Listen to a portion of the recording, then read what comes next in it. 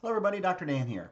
In this short presentation, I'm going to go through some fundamentals of scholarly writing that every student should apply to their manuscripts, and most of these will also apply to discussions. These fundamentals include 1-inch margins, the manuscript title, introduction, section headings, sentence structure using in-text citations, paragraph structure, and paragraph structure using the FEAT model, which is a model I created a while back, a conclusion, and finally a reference list. Now this may sound like a lot of information.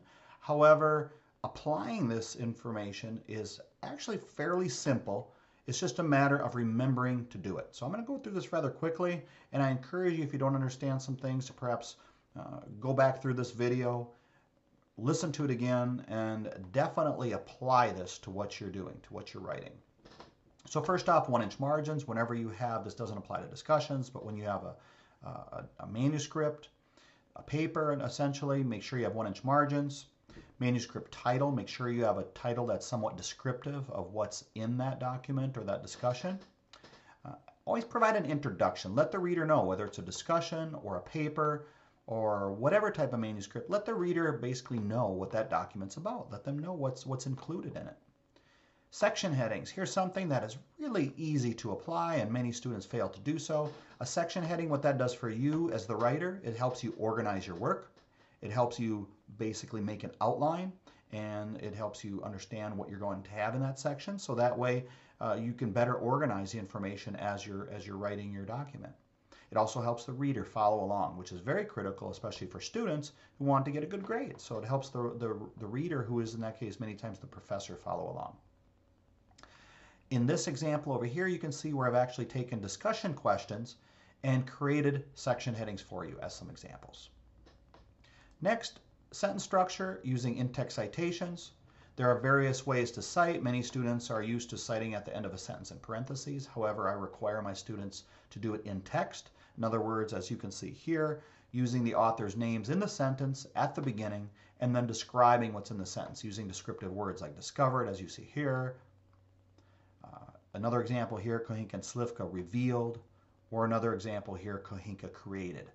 There are a slew of reasons why you want to cite this way, and that's why I require my students to do it. It's a fundamental that I consider the best way of citing, and once you master this fundamental, then perhaps you can learn other methods. But for the time being, we focus on this method, which once you learn it, you'll find that you will, most importantly, avoid plagiarism and ultimately improve the quality of your work.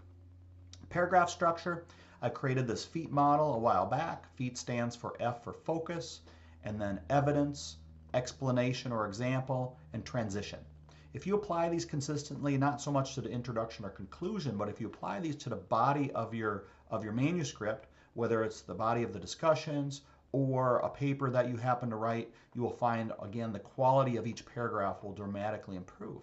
If you fail to provide any of these components, then you're going to leave something out. So as an example, F for focus, what that means is providing a focus sentence, a topic sentence at the beginning. If you leave it out, the reader doesn't know, and you don't know necessarily what that paragraph should be focused on.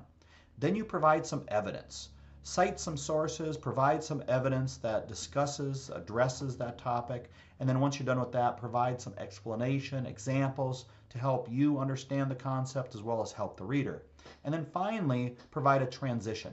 If you don't have a transition sentence at the end of the paragraph, then what ends up happening is your paragraphs are somewhat choppy. You don't have a nice flow from one paragraph to the next.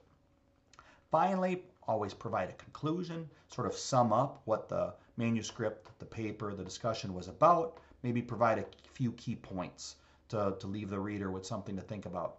And then always have a reference list that lists anything that you cited in text in the document, provide in your reference list. And if you have something in the reference list, make sure it was cited within the document.